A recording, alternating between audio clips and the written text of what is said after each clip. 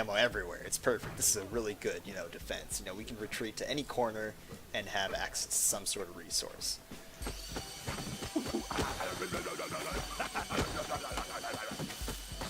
Since I spent a majority of the build time just acquiring bricks, I have a very short amount of time to place my turrets, and what I should have done here is should have activated my special ability, so I could start building really quickly and set up a really fast defense. And this is kind of like, where the downsides to the perks that I've chosen are kind of kicking in, right? Like that world builder is like making it so that everything takes so long to build, right? So, but honestly, don't stress out if the build time's running out and you still haven't finished your defense. Like you still got quite a bit of time before the enemy's gonna reach your base. Like I would say perhaps about like 30 more seconds, maybe 30 or less. I don't know, but you'll probably have noticed by now that the Vandergraaf has completely encased our cube in this giant monstrosity. And you see, I don't have a problem with covering the cube as long as you don't overdo it, which is what this Vandergraaf has done, right? Like, if you didn't notice, the cube was just sunk in just a little bit down in the ground. So the fact that we have so many layers of bricks piled on top of it is just kind of pointless, And I get the intention, he had good intentions of trying, to put lots of layers, lots of defense or something, but it ends up being kind of the downfall to this first base because, we have everything set up so nicely for the enemies to go over for the enemies approaching from, the grass area or anything, but they end up just digging up from the ground, and they can hide themselves really nicely inside of the cube, and that just was not working out. Like that giant cube, that giant encasing, didn't leave any visibility for my turrets, and no visibility for us as players. Like we had trouble, finding out where they are attacking from. And oh, here's where I do something kind of stupid. So sometimes as a Brain Heroes class, I like trying, and set up forward-moving bases. However, I decided that the top of this one little train cargo caboose or whatever was the perfect place to set up because it's like, but it's not. There's like none of my teammates are ever gonna reach this spot to heal up, so I don't know why I bothered. And in fact, if I was smart, I probably would have just stuck back at the base and paid attention, to who's coming by, and it really is crucial, during the first few minutes that you stay very vigilant around your base because that's when you're going to experience, the strongest, rushes and pushes and other things. And see, here I go, start running back because I think I noticed something on the mini-map or the radar or something. And yeah, if you listen, you'll hear, like Nigel and Broly kind of digging through, and then I realized, like, oh shit, we really messed up here, right? And yeah, thankfully the Nigel dug his own way in. Oh, you'll notice I step in front of Broly's shovel, that way she can't damage the cube anymore. Vander finishes off that Broly. And yeah, like it's definitely kind of, we're definitely realizing how, bad of an idea this was, but because the Vandergraaf thinks he has an idea of how to fix it, and he decides to start building force gate blocks on the inside. You'll see that in just a moment, how that affects our defense. But I mean, in theory, it sounds like a good idea, right? Like, go put the force gates there so that we can crawl through the tunnels and the enemy can't. But force gate blocks also block the bullets that go through them. So if I want to go shoot at a person who's damaging our cube, I can't hit them anymore. And yeah, he even bricks up the way back into our base, and I dig it out immediately because I hear them again. You have to be very vigilant. You gotta listen for the sounds that the different characters make. The characters in this game are really noisy. They make tons and tons of noise. So I think that's done intentionally because the digging and being kind of sneaky is a big part of this game. But otherwise, if they didn't make so much noise, we would never find them. But that's kind of appreciated, and just take advantage of that. Just listen. To what sounds that aren't normal. Like we don't have a Rolly. Why do I hear a Rolly digging? But yeah, this is what I'm talking about with the Eliza and her gas. And I didn't have any since she's going through the tunnels. She's not encountering any glue. She's not encountering any turrets. There's nothing slowing her down, and she basically just has control over that area, you know? We can't get near her because we're too slow, we can't get him. And this is the point when I just kind of give up, right? Like when you see the health that low on your base, you should just run to the next one and just start prepping defenses there. As you can see, we were able to get there super quickly because of our little tunnel, and I start, you know, setting up a base, you know, and it's a good thing that I didn't build all my turrets, you know, at that first one because, yeah, otherwise I wouldn't have anything left to defend the other one. And so that's why it's important, you know, to not put too much on just one base. You know, you want to have like a backup supply of bricks in case you need to rapidly build another defense. You'll see the Nigel, he's also rapidly trying to set up a pit or something. You know, we're all like just freaking out, right? Setting up as much stuff as we can, you know, but I'm also trying, you know, because thankfully, you know, to get to this base, you know, they have to go either above ground or keep digging, you know, so that gives us more time, you know, to set up. And since our base is above ground, or since our defenses above ground are relatively nice, you know, it helps out, you know, in giving us time to prepare for the next set of attacks, you know. And yep, there's the Rolly. She's low health, so she's easy to take out. As I say as I die. Thankfully, the Tesla's, you know, on it. But alright, so this part of the video, I want to go talk about communicating with your team because so, just like in that last base, the reason why it fell apart so quickly was because of how it was covered, and I see the Vandergraaf attempting to do the same thing to this cube, or at least I assume that that's what he's imagining on doing. So I have to try and, as politely as possible, tell him that it's not a good idea. So here I go, I shake my head, I dig out some of it, and I give him a negative. Like, I do everything I possibly can to tell him that it's a bad idea. And he seems to get it, you know, he's just standing there for a moment bewildered by my outburst there. And but he seems to get it, you know, and he understands. And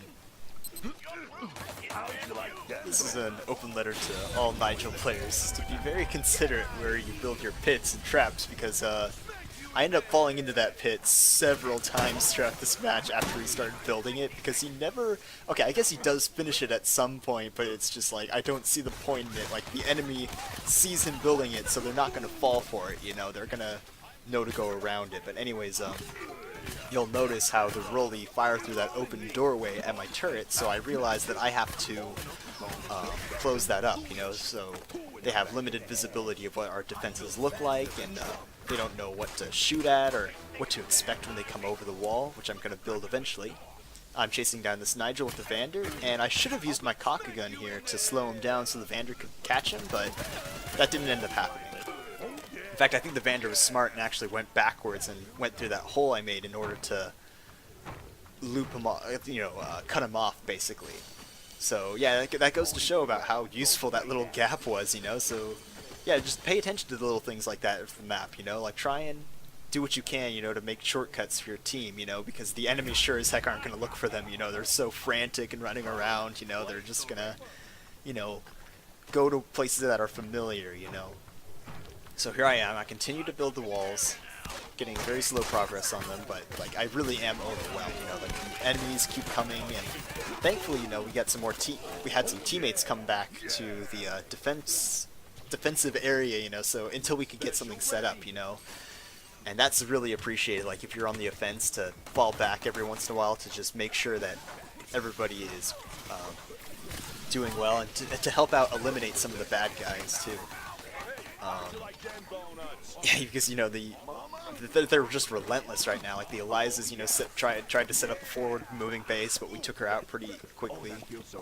And here I go, I start destroying some, like, blocks that were really close to being destroyed, to, you know, just to mine them out, get some extra bricks and stuff. And here's that stupid freaking Nigel again, just like whacking things with his machete. I swear that's all I see him do, you know.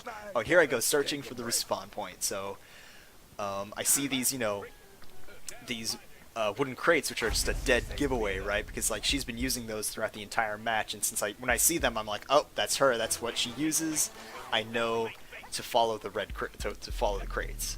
Unfortunately, though, I get killed by the mines. I tell my team, though, that there is a respawn pad, you know, and they do take it out, so that's great.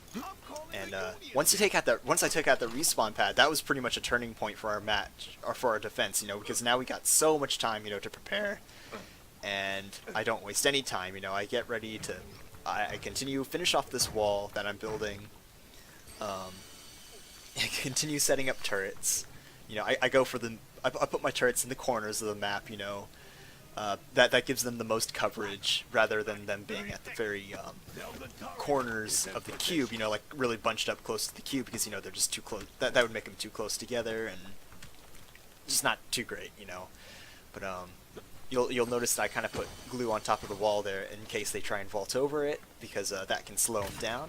Oh, and here I go. I'm gonna fall into the pit again, probably. Nope. Okay, I'm good. Keep going. I know that there's Eliza there. I want to be very careful when I go around her where I know that she's going, because I don't want to fall into any of her traps or get poisoned or anything. But yeah, she just seems to have disappeared, so I just get back to doing what I'm doing, So revisiting that topic about cooperating with your team, it's kind of like important to say that the team I was on was actually pretty good. We all had a lot of skill, and we were patient with each other, very polite. And most people aren't as fortunate, to be matched with a team that's that good. But it's important though just to just assume the best.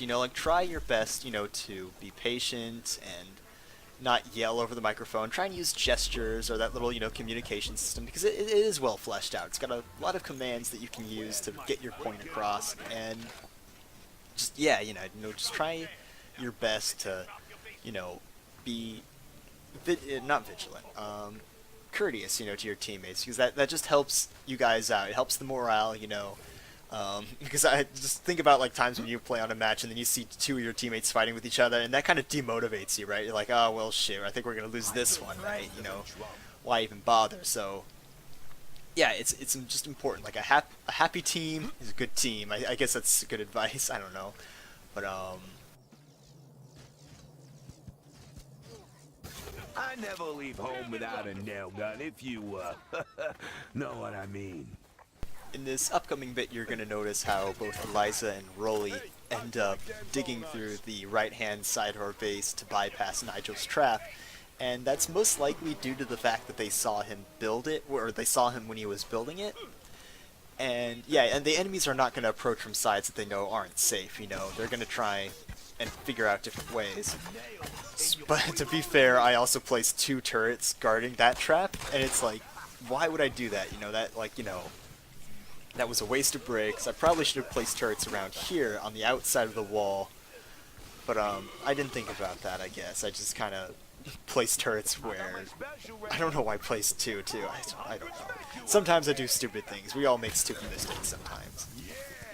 Yeah, these walls are working out really well for me. They're not even too high, but the fact that they're nicely guarded, with the glue on top and the fire traps, it's a great place to retreat to, So try and make, set up your base like that. Give yourself a nice, comfortable place to retreat to get yourself restocked, for the fight. So the reason why I want to go take out these crates over here is to give my turrets some more visibility, so that they can fire, past this giant, pile of crates, and potentially, reach more adversaries. And this brings us to the end of this video. Thank you very much for watching, and if you care to see more, just go ahead and leave a comment, and ask me what you want me to go do next, if you care to see more. If you think I'm a bumbling idiot, then just hit the dislike bar and give me some sort of disparaging comment down there.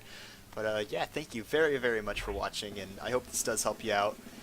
And again, I guess I should, say that, blocking up the cube, not a bad strategy, but just don't overdo it, if you're gonna try and do it.